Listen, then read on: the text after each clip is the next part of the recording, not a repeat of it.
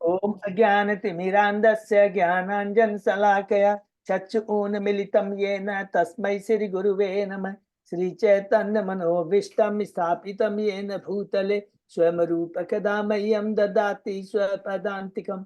वन्देऽहं श्रीगुरु श्रीयुतपदकमलं श्रीगुरु वैष्णवांश्च श्रीरूपं साग्रजातं सहगण रघुनाथं वितं तं सजीवं स्वाधेतं सावधूतं परिजं सहितं कृष्ण चैतन्य देवं श्री राधा कृष्ण पादान सहगण ललिता श्री विशाखा वितांत च। नम ओम विष्णु पादाय कृष्ण प्रेष्ठाय भूतले श्रीमते भक्ति वेदांत स्वामिन इति नामिने। नमस्ते सारस्वती देवे गौरवाणी प्रचारिणे निर्विशेषा शून्यवादी पाश्चात्य देशतारिणे। वांछा कल्पतरुभ्यश्च कृपा सिन्धुभ्य च पतितानां पावनेभ्यो वैष्णवेभ्यो नमो नमः। नमो महावदान्याय कृष्ण प्रेम प्रदायते कृष्णाय कृष्ण चैतन्य नामने गौरत्विषे नमः। हे कृष्ण करुणा सिंधु दीन बंधु जगतपते गोपेश गोपिका कांत राधा कांत नमस्तुते। तप्त कांचन गौरांगी राधे बिंदाबिनेश्वरी विषभानुसुते देवी प्रणमामि हरिप्रिये। नीलांचल निवासाय नित्याय परमात्मने बलभद्र सुभद्रायां जगन्नाथाय ते नमः। जय श्री कृष्ण चैतन्य प्रभु नित्यानंद श्री अद्वैत गदाधर श्रीवासादि गौर भक्त बिंद मुखम करोति वाचालम पंगु लंघेगिम यत्कृपातमहं वन्दे श्री गुरुं दीनतारिणं परमानंद माधवम श्री चैतन्येश्वरम। हरे कृष्ण कृष्ण कृष्ण हरे हरे हरे राम राम राम हरे हरे। श्री श्री मंगलाचरण की जय, शिला प्रभुपाद की जय। हरे कृष्णा। आज के इस भगवत चर्चा में सभी भक्तों का हार्दिक स्वागत है। सभी भक्तों के चरणों में मेरा सादर दंडवत प्रणाम है। राधा माधव राधा गोविंद गुरु आचार्य परम वैष्णव की असीम कृपा हम भक्त लोगों के ऊपर है कि हम सब भक्त लोग मिलकर से भागवत के ऊपर चर्चा कर पा रहे हैं। ये बहुत ही हमारे परम सौभाग्य की बात है। अभी हम लोग कैंटो 6 शुरू किए हैं कुछ दिनों पहले, और ये कौन सा विषय है? ये है पोषणम। भगवान कैसे पोषण करते हैं। पहला सर्ग, फिर विसर्ग के बारे में पढ़ा। सर्ग मीन्स जो स्वयं भगवान सृष्टि करते हैं, और स्वयं भगवान किसके माध्यम से करते हैं? बलदेव जी के माध्यम से, बलराम जी के माध्यम से। बलराम जी का जो एक्सपांसन है, मूल महाशंकर्षण, महाशंकर से ये कानोदक्षाय विष्णु, फिर कानोदक्षाय से क्षीरो गर्भोदक्षाय विष्णु, गर्भोदक्ष क्षीरोदय, ये सृष्टि करते हैं। ये हम लोगों ने पढ़ा, तो ये बहुत ही सुंदर हम लोगों ने पढ़ा। ये हुआ सर्ग। विसर्ग हुआ जो ब्रह्मा जी के प्रथम पुत्र है, जो गर्भोदक्षाय विष्णु के नाभि से कमल निकलता है, उससे जो ब्रह्मा जी निकलते हैं, वो जो सृष्टि करते हैं, उसको बोलते हैं विसर्ग। और वो शुरुआत कहाँ से हमने पढ़ा था? शांभु मनु से शुरू किया था। ये दो हमने कंप्लीट किया कैंटो 4 के अंदर में। फिर कैंटो 5 के 15 अध्याय तक। फिर कैंटो 5 के 16वें अध्याय से हमने तीसरा विषय लिया था स्थानम, कि पूरी इस ब्रह्मांड की भौगोलिक रचना कैसी है। बहुत सुंदर, जो कि किसी साइंटिस्ट के माने और कहीं नहीं मिल सकता, केवल भागवतम को छोड़ के। उसके बाद में जब 16वें 15वें अध्याय के अंत में सबसे 26वें अध्याय में क्या वर्णन आता है? नरकों का वर्णन। 28 तरह के नरकों का वर्णन आता है। जैसे ही परीक्षित महाराज सुनते हैं कि इतनी दयनीय अवस्था होती है, जीवों की अलग अलग नरकों में जाते हैं, रोंगटे खड़े हो जाते हैं। और तुरंत हम लोग 6ठे कैंटो में बहुत प्रवेश करते हैं। इसका विषय क्या है? पोषणम। तो भगवान कैसे बद्ध जीवों का पोषण करते हैं, रक्षा करते हैं, और उसकी विधि क्या है? तो तुरंत परीक्षित महाराज कहते हैं, हे परम भाग्यशाली भगवान की, हे परम भाग्यशाली, माने सुखदेव गोस्वामी को कहते हैं, हे परम भाग्यशाली एवं ऐश्वर्यवान गुरु महाराज, हे सुखदेव गोस्वामी, कृपा करके मुझे बताइए कैसे मनुष्य को इन नारकी स्थितियों से नारकी स्थितियों में प्रवेश करने से बचाया जा सकता है। और यहाँ पर सुखदेव गोस्वामी जी बोलना शुरू करते हैं। पहला क्या बात बोलते हैं? अगर हमने पाप कर्म किए हैं, पाप कर्म किए तो उसके लिए क्या करना चाहिए? पश्चाताप करना चाहिए। और पश्चाताप की विधि क्या बताते हैं कि शास्त्रों में लिखा, प्रभुपाद जी कहते हैं 80 प्रमाणिक शास्त्र है जिसमें अलग अलग बताया गया है कि कैसे कोई जितना बड़ा जैसा पाप होता है उसके हिसाब से प्रायश्चित करना चाहिए। ये बहुत इंपॉर्टेंट पॉइंट नोट रखेंगे। जितना जघन्य पाप होगा उसके अनुसार अलग अलग यज्ञ हैं, देवताओं की पूजा है, इसका वर्णन है। तो फिर सुखदेव, परीक्षित महाराज बहुत इंटेलिजेंट है, बोले अरे सुखदेव गोस्वामी जी तो मेरी परीक्षा ले रहे हैं।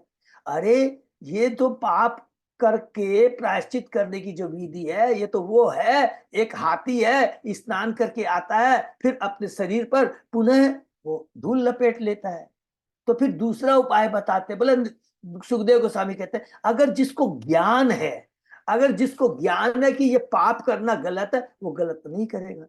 तो प्रभुपाद जी तो परीक्षित महाराज कहते ये भी नहीं चलेगा, क्योंकि हम लोग एक एग्जाम्पल को याद रखेंगे कि बद्ध जीव है, जड़ बुद्धि है, समझ में आ जाएगा। सिगरेट के डब्बे पर लिखा रहता है सिगरेट पीना नुकसानदायक, फिर भी सिगरेट पीते हैं, तो इंद्रिय का बस में नहीं हो सकता। और यहाँ पर क्या एग्जाम्पल दिया गया है कि जो बांस के पेड़ होते हैं ना, उगते हैं, उनके चारों तरफ वो पतवारें उगती है ना, खर पतवार उगती है, वो उगती ही उगती है, और जो कि हमारी भक्ति लता को नष्ट करती है। अच्छा, फिर उसको आप काट दीजिए, आग से जला दीजिए, फिर पुनः उठ जाती है। क्यों उठ जाती है? क्योंकि वो जड़ से नष्ट नहीं होती है। और कहते हैं कि जिस व्यक्ति ने कृष्ण की पूर्ण शुद्ध भक्ति को स्वीकार कर लिया है, वह अपने पाप पूर्ण कार्यों से समूल नष्ट कर सकता है, अपने सारे पापों को नष्ट कर सकता है, और पुनः वो पाप करने की जो इच्छा, वासना दोबारा उत्पन्न नहीं होती है। ये एकमात्र भक्ति से ही हो सकता है। हे परीक्षित, एक पापी व्यक्ति केवल तपस्या, ब्रह्मचर्य तथा मेरे द्वारा जो हमने वर्णन किया है अन साधन संपन्न करने मात्र से पापी शुद्ध नहीं बन सकता। एकमात्र मेरी भक्ति करने से वह पापों से नष्ट करता है। अतः ये भक्ति का मार्ग सबसे ज्यादा उत्तम एवं मंगलमय मार्ग है। यह भय से रहित है और शास्त्रों द्वारा प्रमाणित है। अतः जो भगवान कृष्ण के नाम रूप गुणलाओं के प्रति आकृष्ट हो जाता है, तो उन्होंने समझ लीजिए प्रायश्चित की यही सही विधि को स्वीकार कर लिया है। और सबसे इंपॉर्टेंट बात हमने पढ़ा था, इसमें क्या किया था, दो चीज पढ़ा था। भक्ति का क्या है? भक्ति करने से ये जो पाप नष्ट होते हैं तो बहुत मामूली चीज है। आप बोलेंगे प्रभु तो बहुत बार सुन लिया, नहीं, बार बार सुनना है भक्ति की शक्ति की महत्ता को। पाप तो स्वतः ही नष्ट हो जाते हैं, भगवान के प्रति खोया हुआ पुनः पूरा संबंध पुनः स्थापित कर पाते हैं, भगवान की दिव्य प्रेमा भक्ति पाते हैं। और दूसरा इंपॉर्टेंट बात देखा, जिसने भक्ति को अंगीकार किया है, यमराज आने की तो बात छोड़ दो, सपने में भी दिखाई नहीं पड़ते हैं। हरि बोल। तो ये बहुत सुंदर बात उन्होंने कहा सुखदेव गोस्वामी जी ने। और उसके बाद में इस संदर्भ में कि ये जो भक्ति की शक्ति है, सुखदेव गोस्वामी जी अजामिल की कथा सुनाना शुरू करते हैं। तो कहते हैं अजामिल एक उच्च कोटि का ब्राह्मण था, कान्यकुब्ज नागर नगर में रहता था। वेश्या के प्रति उसका आकर्षण बढ़ जाता है, सारे ब्राह्मण गुणों को त्याग देता है, लोगों को, अपने परिवार के पालन पोषण के लोगों को धोखा देता है, और इस तरह वो 88 साल बिता देता है। और उस वेश्या से उसको 9 पुत्र उत्पन्न होते हैं, 10 पुत्र उत्पन्न होते हैं, उसमें सबसे छोटा पुत्र रहता है, वो होगा, लिखा नहीं है, पता नहीं आगे में लिखा कि 2-3 साल का होगा, उसका नाम नारायण रख देते हैं। देखते देखते आजामिल ये समझ ही नहीं पाया कि उसका समय अब समाप्त हो चुका है और मृत्यु उसके सिर पर है। हरि बोल, ये सबके लिए एप्लीकेबल है। मृत्यु के समय वह एकमात्र अपने पुत्र नारायण के विषय में सोचने लगा। और जब अजामिल ने देखा कि 3 भयानक व्यक्ति हाथों में रस्सी लिए उसके पास आ गए हैं, यह देखकर अजामिल अत्यधिक भयभीत हो गया एवं उसने अपने छोटे पुत्र नारायण को जोर जोर से पुकारा। इससे उसने नारायण के पवित्र नाम का बार बार उच्चारण किया, कीर्तन किया, उच्चारण किया। उसी समय जैसे ही अजामिल ने देखी कितना बड़े हरिनाम की शक्ति है, इस कथा से हरि नाम कितना पावरफुल है, दिव्य शक्ति है। कहते हैं जैसे ही उसने नारायण नारायण पुकारा, इस चीज में यहाँ बहुत ध्यान से पढ़ेंगे हम लोग, वो नारायण नारायण सुखा खाली ऐसे नहीं पुकारा है, कि नहीं मैंने पाप किया। नारायण वो हृदय से पुकारता है, अनजाने में पुकारता है, सही बात है, लेकिन पूरा हृदय से, पूरा व्यग्रता से पुकारता है नारायण।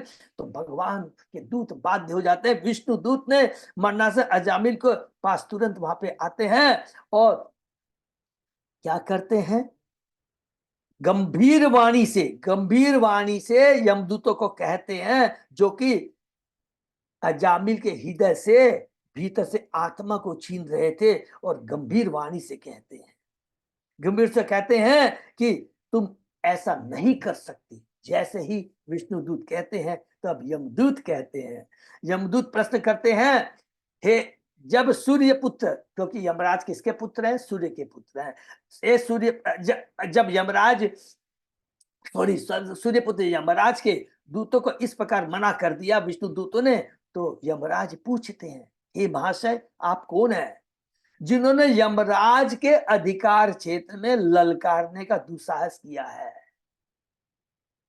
तो यहां पर याद आ गया, हम लोगों ने पढ़ा था, क्या कहा था कि यमराजों का तो अधिकार लिमिटेड है, क्या कि जो गलत काम करता है उसको दंड देना, लेकिन विष्णु दूत का अधिकार सब जगह, वो कहीं भी जा सकते हैं, इवन यमराज को रोक सकते हैं, यमराज के दूतों को रोक सकते हैं, इतना उनमें पावर है। तो भगवान के दूतों ने कह दिया है, यमराज को ये क्लियर मालूम है कि तुम भक्त के अपने दूतों को कह दो कि वो जहां भक्ति होती है, जहां हमारे भक्त रहते हैं, वहां तुम नहीं जा सकते हो। अगर जाना है तो तिलक लगा करके हरि नाम का जप करते हुए झोली माला लेकर करके भक्त के रूप में जा सकते हो, काल के रूप में नहीं जा सकते हो। तो तुमको ये, हे विष्णु दूतो, तुमको ये ललकारने, तुमने ये दुस्साहस कैसे प्राप्त किया। महाशय आप किसके से हो, को कहां से आए हो कि आप लोग स्वर्ग के देवता हो, उपदेवता हो, या सर्वश्रेष्ठ भक्तों में से एक हो। यमदूत ने यहाँ कहा, फिर आगे क्या कहते हैं यमदूत, ये बहुत अच्छा है।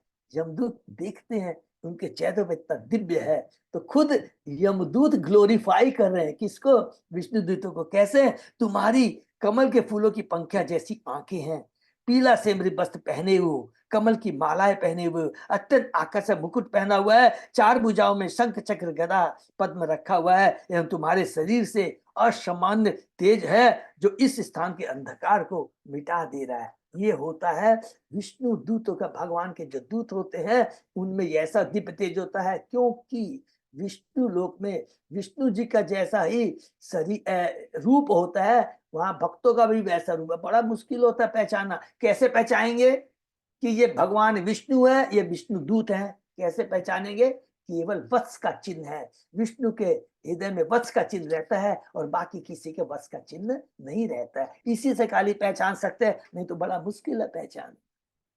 फिर विष्णु दूत उत्तर देते हैं, यदि आप लोग वास्तव में यमराज के सेवक हैं तो तुम्हें धार्मिक सिद्धांतों के अर्थ तथा अधर्म के लक्षणों की व्याख्या करनी चाहिए। प्रभुपाद जी कहते हैं, भगवान की शरण में जाना ही धर्म का वास्तविक सिद्धांत है। हरि बोल। प्रभुपाद जी कहते हैं कोई धर्म नहीं है, धर्म एक ही है कि किस प्रकार भगवान से जुड़ना चाहिए, भगवान के आदेश का पालन करना चाहिए, भगवान की भक्ति करना चाहिए। और कहते हैं इसके विपरीत जिन्होंने भौतिक प्रकृति के सिद्धांतों की संज्ञान कर ली है, वे सब अपवित्र हैं, असुर हैं। विष्णु दूत द्वारा पूछा गया प्रश्न अति उत्तमता अतः कृष्ण भावनामृत के भक्तों को श्री कृष्ण तथा श्री चेतन बाबू के मिशन से पूर्णतः अवगत होना चाहिए। हम प्रचार कार्य जाते हैं तो हमको ये ज्ञान होना चाहिए, कृष्ण कौन है, चैतन्य महाप्रभु कौन है, उनका आदेश क्या है, और उनके आदेश का किस प्रकार हमें अपने जीवन में उतारना चाहिए और दूसरों के बीच प्रचार करना चाहिए, ये हमें जानना बहुत जरूरी है। फिर पूछते हैं विष्णुदूत, तुम्हें मालूम है हे यमदूतो, दंड के वास्तविक पात्र कौन है? क्या सकाम कर्म में लगे सारे कर्मी दंडनीय कर देते हैं? देखिए कितने दोनों भगवान के भक्त हैं, यमदूत है, किनके हैं वो, कि यमराज के आदेश पर वो अपना कार्य कर रहे हैं। यमराज 12 महाजनों में एक है, तो एक भक्तों से और विष्णु दो भक्तों में माध्यम से हमें भक्ति का ज्ञान प्राप्त होता है, भगवान के बारे में होता है। क्योंकि जब भी दो भक्त मिलते हैं वो और आलतू फालतू बात नहीं करते हैं, केवल भक्ति की बात करते हैं। मत चिता मत गत प्राणा बहुत जयंती परस्परम, बहुत इंपॉर्टेंट चीज है। यहाँ पर देखिए यमदूत है, अगर वो असुर होता तो भगवान की बातें नहीं, वो भगवान की आपस में बात कर रहे हैं। यमदूत उत्तर देते हैं जो वेदों द्वारा संतुत है वही धर्म है, और इसके विपरीत जो है वह धर्म है। वेद साक्षात भगवान है, नारायण है, और सब उत्पन्न हुए हैं, ऐसा हमने यमराज से सुना है। हरि बोल। तो हमें किससे सुनना चाहिए? प्रमाणिक गुरु से सुनना चाहिए। ये बात यमराज यहाँ पर स्थापित कर रहे हैं, और किसी से नहीं सुनना चाहिए। प्रभुपाद जी कहते हैं वेदस्य सर्वमे वेद वेद्यो, भगवान ही वेदों के असली ज्ञाता है। वेदों के दिव्य शब्द भगवान के मुख से निकले हैं। महाजनों ये गतः स पंथा, हमें महाजनों अर्थात प्रमाणिक गुरु का अनुसरण करना चाहिए, केवल उन्हीं से सुनना चाहिए। फिर कहते हैं यमदूत कहते हैं समस्त कारणों के कारण भगवान अपने आध्यात्मिक धाम में स्थित है एवं संपूर्ण विराट जगत के कारण स्वरूप है। भौतिक जगत के 3 गुणों के अनुसार विराट जगत का नियंत्रण स्वयं भगवान करते हैं। और फिर एक बहुत इंपॉर्टेंट श्लोक हम लोग ने कल पढ़ा था, वो प्लीज उसको दोहराते और याद रखना। क्या कहते हैं? कहते हैं सूर्य अग्नि आकाश वायु देवता चंद्रमा संध्या दिन रात दिशाएं, 10 दिशाएं ऐसे ऐड कर लेंगे, जल स्थल तथा स्वयं परमात्मा, ये सभी हम बद्ध जीवों के कार्यों के साक्षी है, कर्मों के साक्षी है। हमको कभी ये नहीं सोचना चाहिए एक बंद कमरे में हम गलती कर रहे हैं, अरे मैं तो इसकी अपनी बात कर रहे हैं आप। लिखा है कि हम 3 तरह से पाप करते हैं। क्या क्या लिखा था? शरीर से, मन से और वाणी से। तो मन से भी अगर हम पाप करते हैं तो देखिए, ठीक है कलयुग में लिखा गया, शास्त्र में लिखा है कि जब तक हम गलत काम नहीं करते हैं तो मन से किए गए माने तो वो पाप नहीं लगता, लेकिन मन में भी नहीं आना चाहिए ये चीज किसी के प्रति। तो ये चीज क्या, परमात्मा तो जान जाते हैं कि तेरे मन में ये पाप है, और ये चीज तब नहीं आएगी जब हम भक्तों का संगठन भक्ति करेंगे। हे बैकुंठ वासियों, जिसने भी भौतिक शरीर स्वीकार किया है वह निष्क्रिय नहीं हो सकता है, और प्रकृति के 3 गुणों के अधीन कर्म करने वालों के लिए पाप कर्म से बच पाना बहुत मुश्किल है। अतः इस जगत में सारे जीव दंडनीय।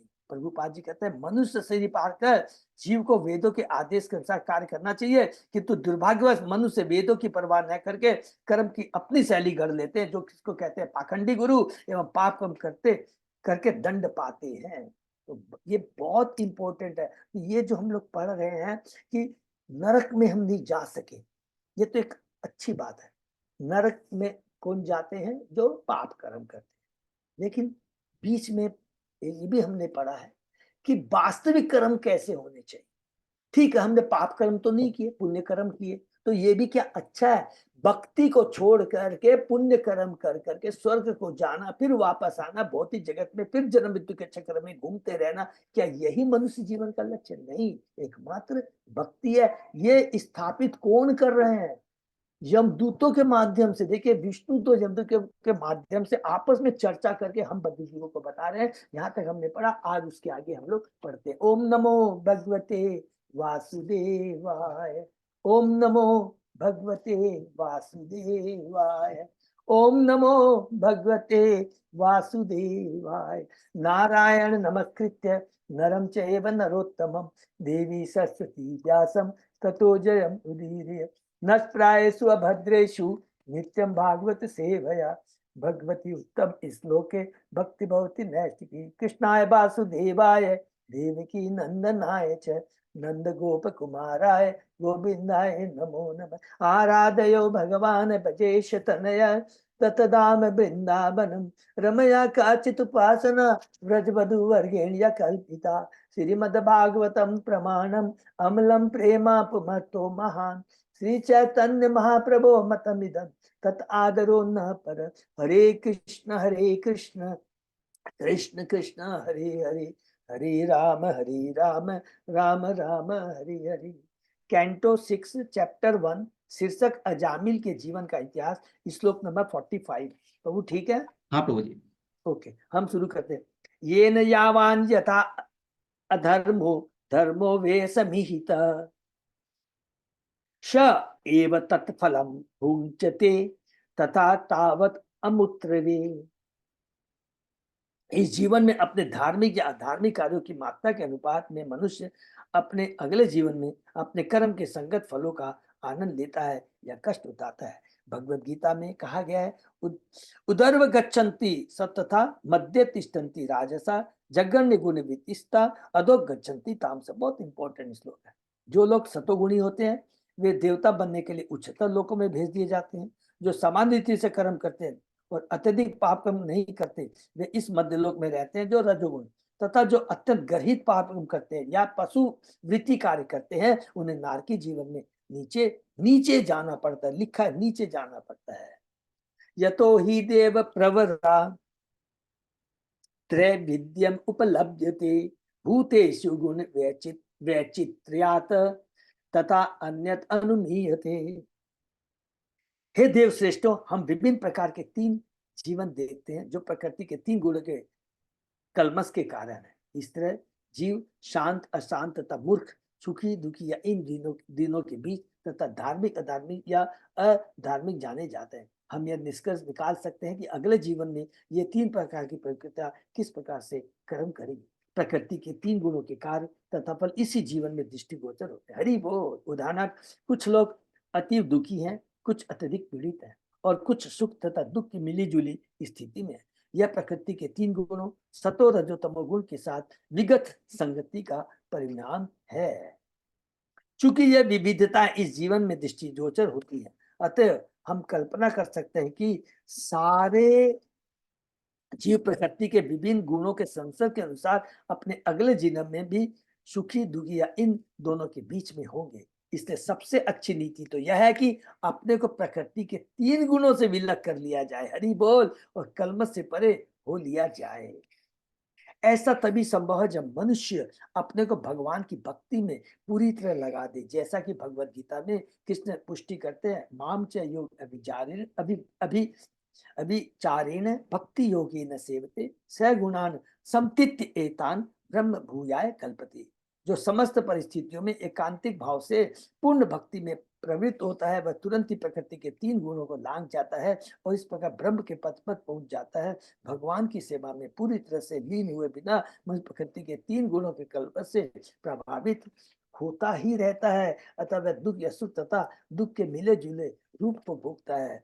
ब्रह्म के पद पर बता, ब्रह्म के पद, ब्रह्म स्थिति में, क्योंकि वासुदेव स्थिति ब्रह्म स्थिति मीन्स वो स्थिति से में जिसमें आत्मा 3 गुणों से ऊपर रहता है, प्योर उसकी कॉन्शियसनेस हो जाती है। दैट इज ब्रह्म अवस्था, वासुदेव अवस्था मीन्स प्योर कॉन्शियसनेस, 3 गुणों से ऊपर, निर्गुण, गुणातीत, कुछ भी बोल लीजिए। वर्तमानो अनन्यो कालो गुणाभिज्ञापको यथा एवं जन्मान्यो एतत् धर्म अधर्म निदर्शनम। जिस तरह वर्तमान बसंत काल भूत तथा भविष्य काल के बसंत कालों को सूचित करता है, उसी तरह सुख दुख या दोनों से मिश्रित यह जीवन मनुष्य के भूत तथा भावी जीवन के धार्मिक तथा अधार्मिक कार्यों के विषय में साक्ष्य प्रस्तुत करता है। हमारे लिए भूत तथा भविष्य को समझ पाना बहुत कठिन नहीं है, क्योंकि काल प्रकृति के 3 गुणों के कलमश के अधीन होता है। बसंत ऋतु के आगमन के साथ ही स्वतः ही विभिन्न प्रकार के फल प्रकट हो जाते हैं। अतः हम यह निष्कर्ष निकाल सकते हैं कि भूतकाल में बसंत इसी तरह के फलों तथा फलों की अलंकृत थी वह भविष्य में भी रहेगी। हमारे जन्म मृत्यु का चक्र काल के भीतर चल रहा है और प्रकृति के गुणों के प्रभाव के कारण हम विविध प्रकार के शरीर प्राप्त करते हैं और विविध स्थितियों के अनुकूल करते हैं। मन से पूरे देव पूर्व रूप विपश्यति अनुमीमांसते पूर्व मनसा भगवान जन। सर्वशक्तिमान यमराज ब्रह्मा जी के ही समान है, क्योंकि जब वे अपने निजी धाम या परमात्मा गुरु में हरेक के हृदय में स्थित होते हैं वे मन के द्वारा जीव के विगत कार्यों का अवलोकन करते हैं और यह समझ जाते हैं कि जीव अगले जीवन में किस तरह का कर्म करेगा। हरि बोल। यमराज को सामान्य जीव नहीं मानना होगा, 12 महाजनों में एक है, ये ब्रह्मा जी के ही समान है।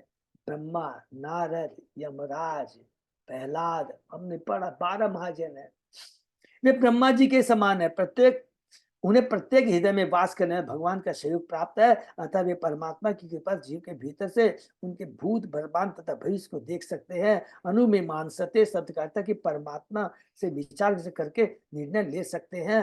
अनु का अर्थ है अनुसरण करते हुए जीवों के अगले जीवनों के विषय में वास्तविक निर्णय परमात्मा द्वारा लिए। इसको अंडरलाइन कर लेंगे, ये बहुत इंपॉर्टेंट है, क्योंकि प्रभुपाद जी कभी भी बहुत इंपॉर्टेंट बात लिखते हैं।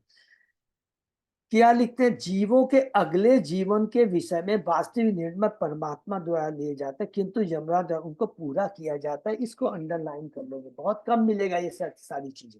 अल्टीमेटली परमात्मा जो सदैव जीव के साथ उनके हृदय में रहते हैं, वो पूरा उनके जीवों के कार्यों का समीक्षा कर करके फॉरवर्ड कर देते हैं यमराज को, और यमराज उसी के अनुसार रिकॉर्डिंग को करता चित्र केतु, और उसके अनुसार से यमराज जी दंड देते हैं। तो देखिए कितनी बड़ी बात है। परमात्मा स्वयं वे कहते हैं कि इसको ये दंड दिया जाए। यथा अज्ञतम सायुक्त उपासते व्यक्तम एव ही न वेद पूर्वम न वेद पूर्वम अपरम नष्ट जन्म स्मृति तथा। जिस तरह सोया हुआ व्यक्ति अपने स्वप्न प्रकट हुए शरीर के अनुसार कार्य करता है और स्वयं आत्मा मान लेता है, उसी तरह मनुष्य अपने वर्तमान शरीर के वर्तमान से अपनी पहचान बनाता है, जिसे उसने अपने विगत धार्मिक अधार्मिक कार्यों के कारण प्राप्त किया है, और वह अपने विगत या भावी जीवन को जाने पाने में असमर्थ रहता है। ये शरीर कैसे प्राप्त किया हमने? जैसे हमने धर्म अधर्म जैसे भी कार्य किए हो, उसके अनुसार ये शरीर प्राप्त किया है। प्रभुपाद जी कहते हैं तात्पर्य, मनुष्य पाप कर्मों में इसलिए प्रवृत्त होता है, देखिए कितनी बड़ी बात है, क्योंकि वह यह नहीं जानता कि उसने अपने वर्तमान बद्ध शरीर को प्राप्त करने के लिए विगत जीवन में क्या किया था, जो 3 प्रकार के कष्टों से प्रभावित होता रहता है। श्रीमद् भागवत में ऋषभदेव कहते हैं, न्यूनम प्रमतः कुरुते विकर्म। इंद्रिय तृप्ति के पीछे पागल रहने वाला मनुष्य पाप करने में कोई संकोच नहीं करता। 5वें अध्याय में हम लोगों ने अभी रिसेंटली पढ़ा है, भगवान ईश्वर अपने 100 पुत्र को जो उपदेश देता है ब्रह्मवर्त देश में, यत इंद्रिय पितृय आपृणोति, वह एकमात्र इंद्रिय तृप्ति के लिए पाप कर्म करता है। न साधु मने, यह अच्छी बात नहीं। यत आत्मनो अयम सन्नपि कलेश आशदि है, ऐसे पाप कर मनुष्य को दूसरा शरीर प्राप्त होता है, जिससे उसे कष्ट भोगना पड़ता है, जिस तरह अपने विगत पाप कर वह वर्तमान शरीर में कष्ट पाता है। यह समझ लेना हो कि जिस व्यक्ति को वैदिक ज्ञान नहीं है, वह ज्ञानवश इस बात को नहीं जानता कि उसने भूतकाल में क्या किया, वर्तमान में क्या कर रहा है, और भविष्य में वह किस तरह कष्ट उठाएगा। वह पूर्णतः अंधकार में रहता है, इसलिए वैदिक आदेश है, तमसी माम, अंधकार में मत रहो, ज्योतिर्मय ज्योतिर्गम, प्रकाश में जाने का प्रयास करो, गम जाने का प्रयास करो। यह प्रकाश वैदिक ज्ञान है, जिसे वह या तो सतोगुण पद पर पहुंचकर समझ सकता है, या जब वह गुरु तथा परमेश्वर की भक्ति में लगे रहने से सतोगुण को लांग जाता है। हरि बोल। इसका वर्णन स्वत परिषद में हुआ, यस्य देवे परा भक्ति यथा देवे तथा गुरु तस्चेते कथिता ही अर्थात प्रकाशन्ते महात्मनो। जिन महात्मा को भगवान तथा गुरु दोनों पर पूर्ण श्रद्धा होती है, उन्हें वैदिक ज्ञान के सारे आशय स्वतः प्रकट हो जाते हैं। इसको भी अंडरलाइन कर लेंगे प्लीज।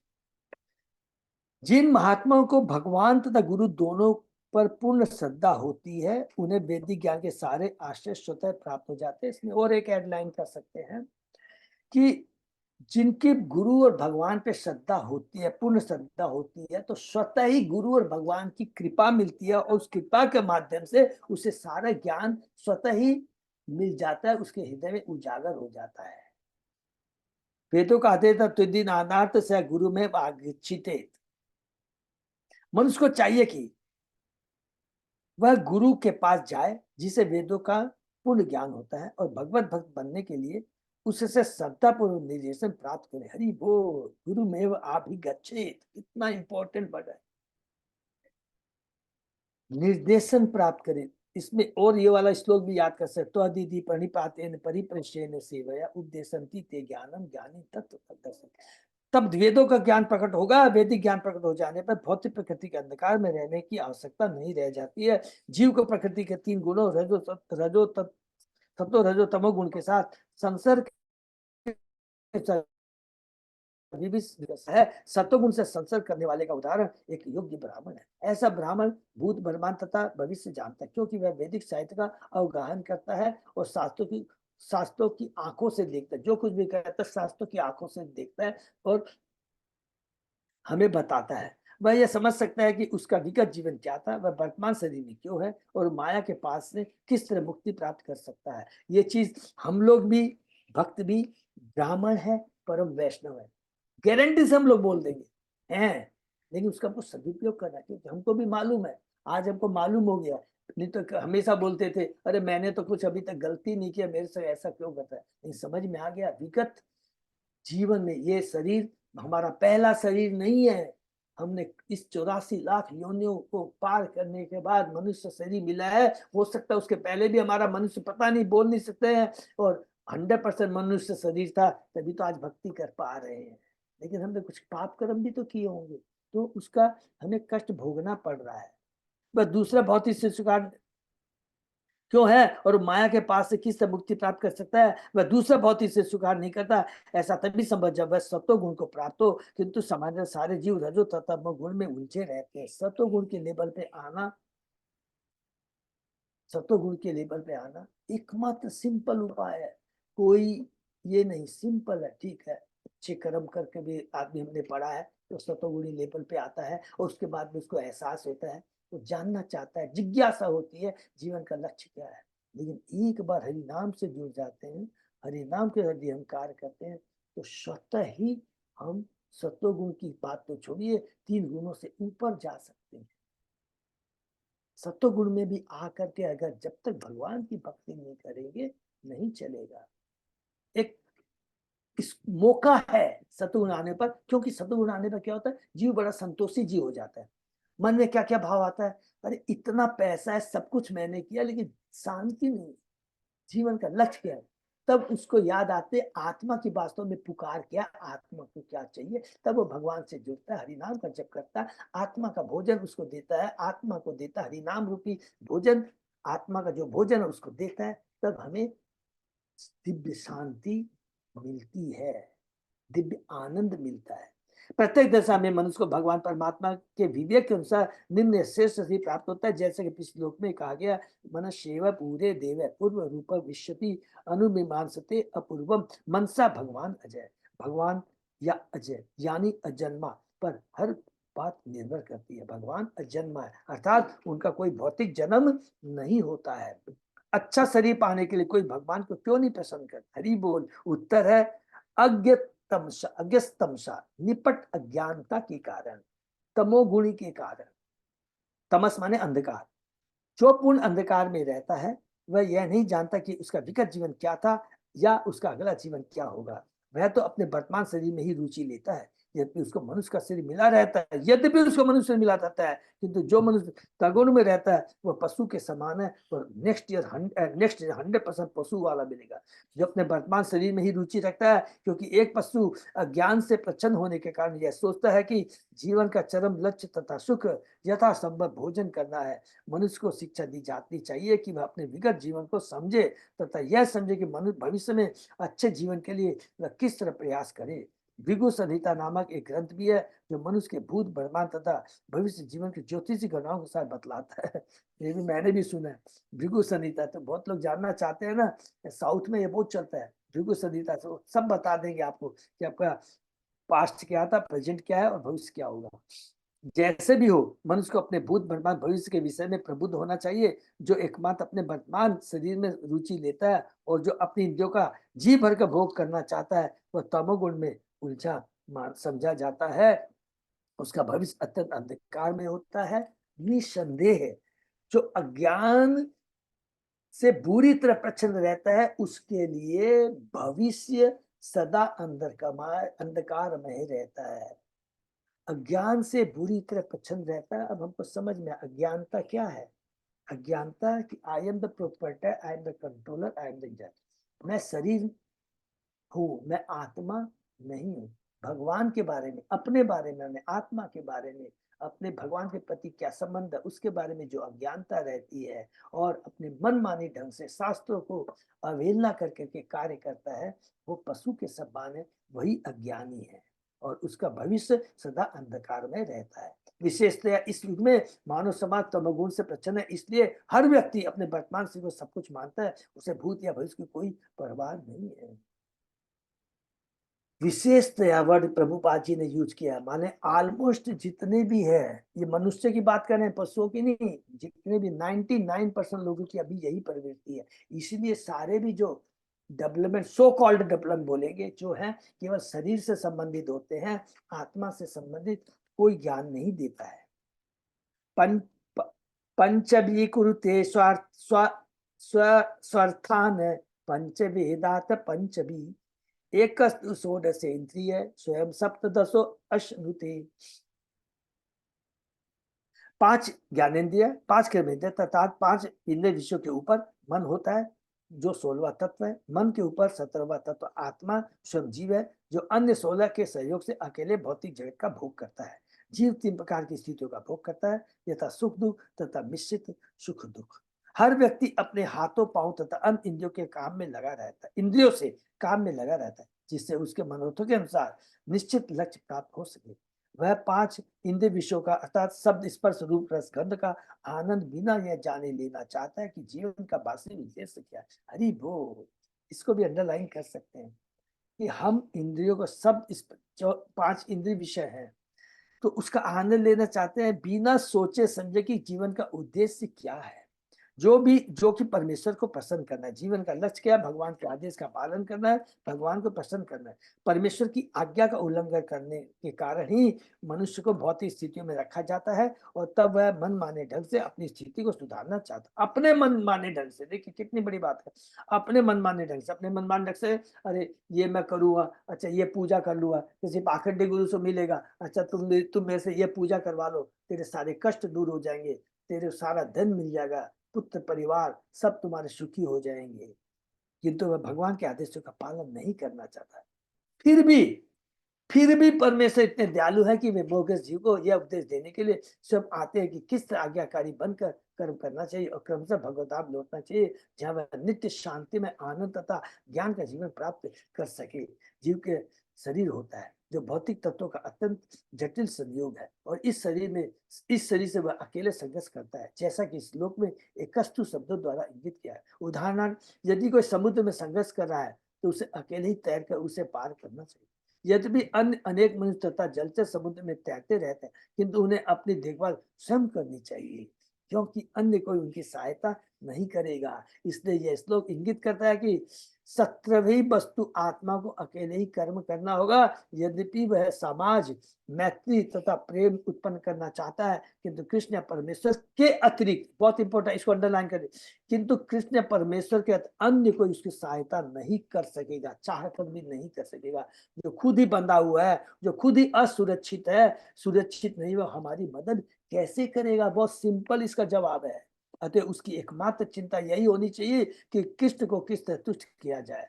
कृष्ण भी यही चाहते हैं, सर्वधर्मान् परित्यज्य मामेकं शरणं व्रज। भौतिक स्थितियों से मोहग्रस्त लोग एक होना चाहते हैं, और वे मनुष्य तथा राष्ट्रों के बीच एकता के लिए प्रयास भी करते हैं, किंतु उनके सारे प्रयास व्यर्थ है। हर व्यक्ति को प्रकृति के 3 अनेक तत्वों के साथ अपने अस्तित्व के लिए अकेले ही संघर्ष करना चाहिए। अतः उसकी एकमात्र आशा कृष्ण की शरण ग्रहण करना है, जैसा कि कृष्ण सलाह देते हैं, क्योंकि वे अज्ञान के सागर से मुक्त होने में सहायता कर सकते हैं। क्योंकि भगवान के भक्त 3 गुणों से, भौतिक जगत के प्रभाव से मुक्त होते हैं। तो जो मुक्त पुरुष होगा वही तो हमें मुक्त कर पाएगा। जो खुद बंधा है वो कैसे हमें मुक्त कर पाएगा? इसे चेतन बाबू ने प्रार्थना की, अनंत तदुत किंकरम पतितवा माम इसमें भवाम बुधो कृपया तब पाद पंकज स्थित दूरी सदीसम विचिंत। हे कृष्ण, हे नंद महाराज के लाडले, मैं आपका नित्य दास हूँ, किंतु न जाने कैसे इस ज्ञान के सागर में गिर गया हूँ। यद्यपि मैं अत्यधिक संघर्ष कर रहा हूँ कि तो अपने को बचाने का कोई उपाय नहीं है। यदि आप मुझे निकाल ले और अपने चरण कमलों के धूल में एक कण की तरह मुझे टिका ले, तो उससे मेरी रक्षा हो सके। हरि बोल। चरण कमलों के धूल के एक कण का भी सहारा यदि मिल जाएगा तो मैं इस बहुत आगर से तर जाऊंगा। हरि बोल। इस भक्ति विनोद ठाकुर ने गाया है, अनादि कर्म फले पारी भवार भवार भव जले तोरी बारे ना देखी उपाय। हे प्रभु, मुझे स्मरण नहीं है कि कब मैं इस अज्ञान के सागर में किस तरह गिर गया और अपनी रक्षा करने का मुझे कोई उपाय नहीं सूझ रहा है। हमें इसमें रखना चाहिए कि हर व्यक्ति अपने जीवन के लिए जिम्मेदार है। इसको भी अंडरलाइन कर लेंगे, किसी को हमको दोष नहीं देना चाहिए। ये भी बहुत इंपॉर्टेंट पावरफुल प्रभुपाद जी का स्टेटमेंट है।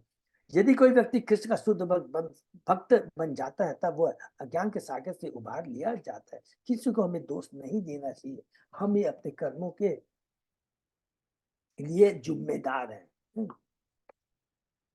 तते तद सोड षोडशकलम लिंग शक्तितयम महत अनुसंस्कृतिम धते अनुसंस्कृतिम पुंसी हर्ष शोक भय आर्तिदाम। सूक्ष्म शरीर 16 अंगों से समन्वित होता है। 5 ज्ञानेन्द्रिय, 5 कर्मेंद्रिय, 5 इंद्रिय के विषय तथा मन। यह सूक्ष्म शरीर मन बुद्धि अहंकार प्रकृति के 3 गुणों का प्रभाव। यह दुर्लभ प्रबल इच्छाओं से बना हुआ है। अतएव यह जीव को मनुष्य जीवन, पशु जीवन तथा देव जीवन में एक शरीर से दूसरे में देहांतर कराता है।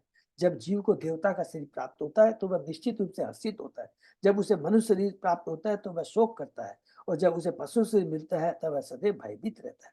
किंतु सभी स्थितियों में वह वस्तुतः दुखी रहता है। ये बहुत इंपॉर्टेंट लाइन है। चाहे हम सत्वगुण में रहें या हम देव स्वर्ग में रहें, कहीं भी रहें, देखिए वास्तव में क्या है कि क्या है, वास्तव में हम सुखी नहीं है। 3 गुण हमको दिखाते हैं, अरे मैं तो सब, मेरे पास सब कुछ है, वास्तव में ये हम सुखी नहीं है।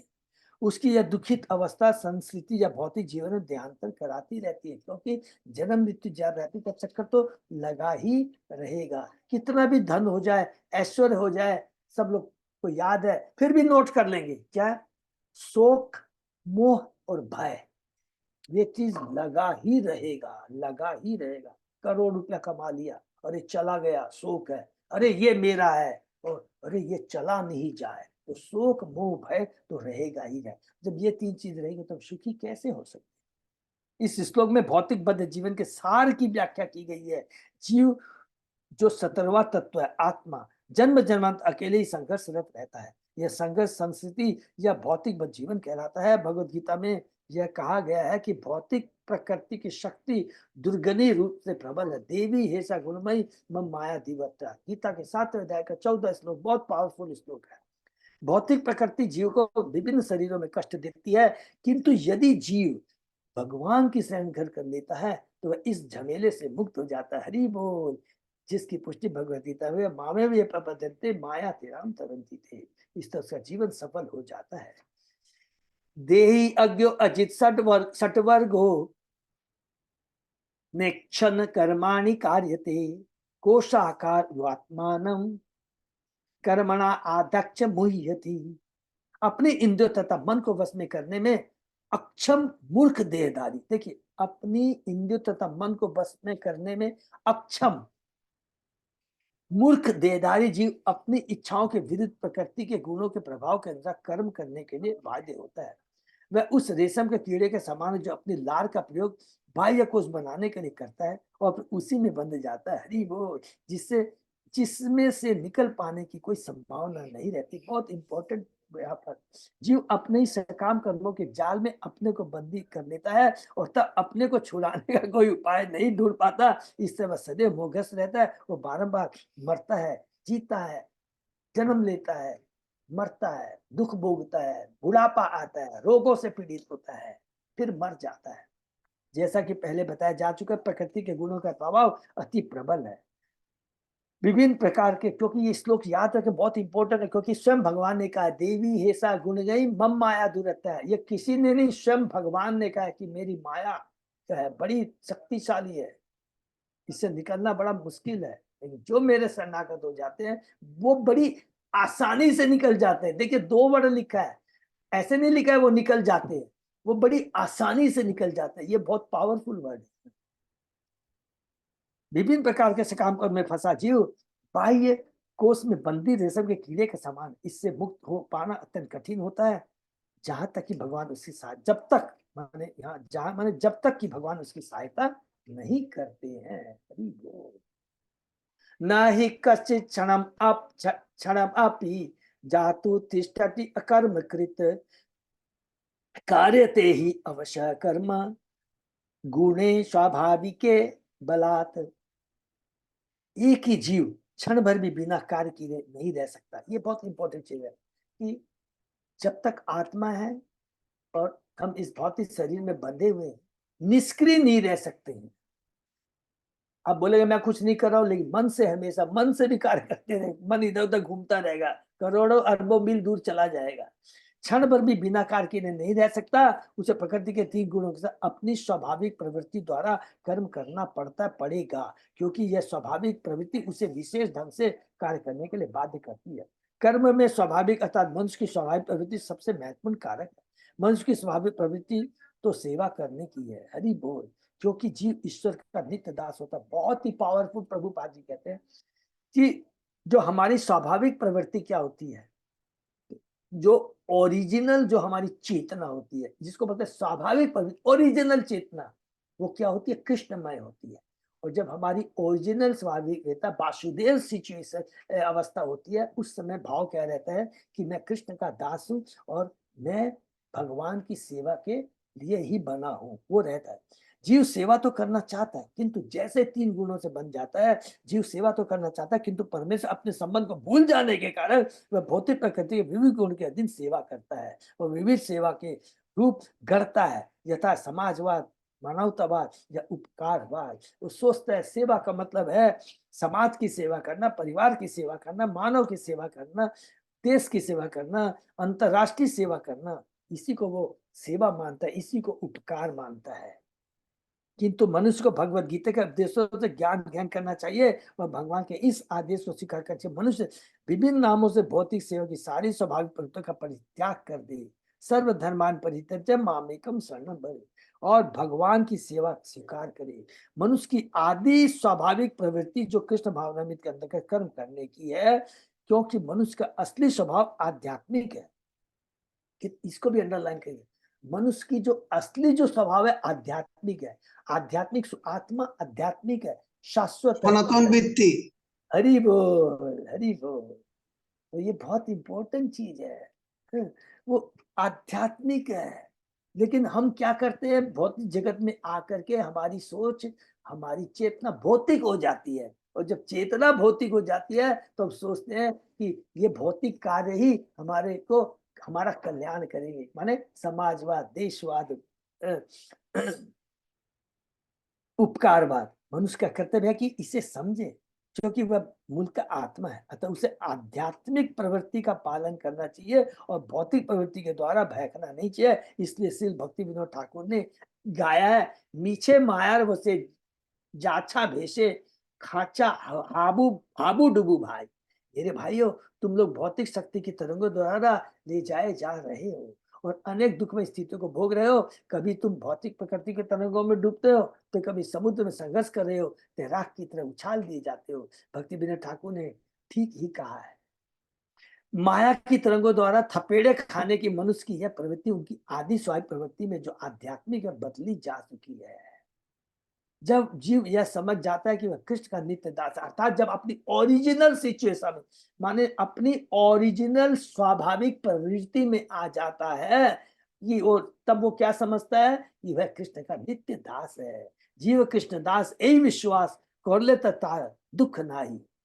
विभिन्न नामों से माया की सेवा करने के बजाय यदि मनुष्य अपनी सेवा प्रवृत्ति को भगवान की ओर मोड़ता है तो वह सुरक्षित रहता है और फिर कोई कठिनाई नहीं आती। यदि वैदिक वांगम्य में कृष्ण द्वारा दिए गए पूर्ण ज्ञान को समझकर मनुष्य जीवन में कोई अपनी आदि स्वाभाविक प्रवृत्ति में लौट आता है, हरि बोल, तो उसका जीवन धन्य हो जाता है। सफल स्वाभाविक प्रवृत्ति, ये अंडरलाइन करें, बहुत इंपॉर्टेंट। हमारी नेचुरल प्रवृत्ति क्या है कि वसुदेव चेतना है, प्योर चेतना है, कृष्णमय चेतना है, और उसमें 100% हमें अपना वास्तविक कर्तव्य का, अपनी वास्तविक पोजीशन क्या, मैं दास हूं। कर्तव्य, मैं भगवान का दास हूं।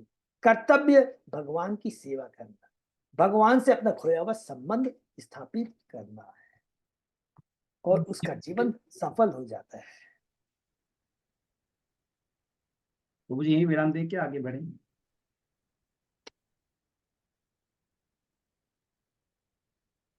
हाँ प्रभु यही विराम दे देते हैं, अभी लंबा बहुत है। ठीक है, थैंक यू सो मच। तो देखिए आज ये हमारे यमराजों के माध्यम यमदूत, सॉरी यमदूत हैं और ये विष्णु दूत हैं, इनके माध्यम से हम लोग क्या पढ़ रहे हैं? ईश्वर तत्व, जीव तत्व, जीव धर्म। कौन सा धर्म? भौतिक धर्म नहीं, परम धर्म, शाश्वत धर्म के बारे में यहाँ पर प्रभुपाद जी अपने, देखिए श्लोक पढ़ रहे हैं बहुत अच्छा है, लेकिन उस श्लोक का वास्तविक अर्थ क्या है वो केवल प्रामाणिक गुरु के से ही हम समझ सकते हैं, नहीं तो अपना अपना बुद्धि लगा लेंगे। इसलिए सबसे इंपॉर्टेंट चीज है, हमको यदि कुछ भी समझना है प्रामाणिक शास्त्र से ही समझना है। और वो प्रामाणिक शास्त्र हम लोग के लिए क्या है? प्रभुपाद जी ने रेडीमेड दे दिए हैं। भगवत गीता, श्रीमद् भागवतम, चेतन चरिता में सब जगह कुछ भी आप कहीं से भी कोने से कहीं भी उठा लीजिए, यही चीज बताया गया है कि एकमात्र हरि नाम, हरे नाम, हरे नाम, हरे नाम केवलम। क्योंकि कलयुग में दूसरा उपाय नहीं है। अल्प आयु है, अल्प बुद्धि है, मंद भाग्या। देखिए सबसे इंपॉर्टेंट चीज क्या लिखा हुआ है भागवतम में? अल्प आयु है मान लिया, अल्प बुद्धि है हमको भी, मंद भाग्या। सब लोग मंद, हम कोई यदि हम ये सोच लेना मेरे पास बहुत धन है सर, ये मैं बहुत भाग्यशाली हूँ, ये 110% ये मृग तृष्णा है, ये गलत फहमी है। भाग्यशाली हम तभी कहलाएंगे जब हम अपने कर्तव्य का पालन करने में सक्षम है। और हमारा मनुष्य जोनि का कर्तव्य क्या है? एकमात्र भगवान से अपने को जोड़ना, भगवान की भक्ति करके, गुरु का, सदगुरु का संग करके, भक्तों का संग कर कर करके, अपनी गलती का निवारण कर कर करके पुनः अपने शाश्वत पिता के धाम को जाना और उनकी सेवा में अपने को नियुक्त करना, बस यही काम है। और इसके लिए सबसे इंपॉर्टेंट चीज क्या है? कोई योग्यता की दरकार नहीं, कोई क्वालिफिकेशन की दरकार नहीं। जितना ज्यादा देखिए भौतिक क्वालिफिकेशन भी आती है ना, बहुत संभल के रहना है, ये हमें विचलित करेगी, अहम पैदा करेगी। जब तक हम गुरु की शरण में नहीं जाएंगे, दीनता हमारे में नहीं आएगी। क्योंकि गुरु के शरण में जाने से ही, सेवा करने के माध्यम से ही गुरु की कृपा जागृत होती है। और वो जब गुरु की कृपा जागृत हो जाती है तो हमारे में दीनता आती है। दीनता का मतलब क्या होगा? जितना गुरु की कृपा होगी उतनी दीनता आएगी। दीनता का मतलब मैं बहुत निकृष्ट हूं, मेरे में कोई योग्यता नहीं। ये बहुत इंपॉर्टेंट चीज है, इसका हमको ध्यान रखना है। हरे कृष्णा। किसी का कोई प्रश्न? हरि बोल। अजय पोदार प्रभु। हाँ प्रभु। बस हमारा एक सप्ताह रह गया है, राम नवमी है। राम नवमी है, इसमें राम कथा जरूर हम लोग को सुनना, बहुत सुंदर, बड़ी हमारी चेतना में परिवर्तन आए। ठीक है ना? तो ये आ रहा है, 17 तारीख को है, प्रभु ने अनाउंस भी किया है। सब लोगों को जरूर ज्यादा से ज्यादा लोग, मंदिर में ही हमारा हो रहा है, ये सेलिब्रेट होगा 3C एल्बर्ट रूप में, तो ज्यादा से ज्यादा लोग को जरूर आना चाहिए। ठीक है ना? हरे कृष्णा। हरे कृष्ण से भक्त बहुत बहुत धन्यवाद। याद का सेशन विराम देते हैं, फिर कल से साथ में।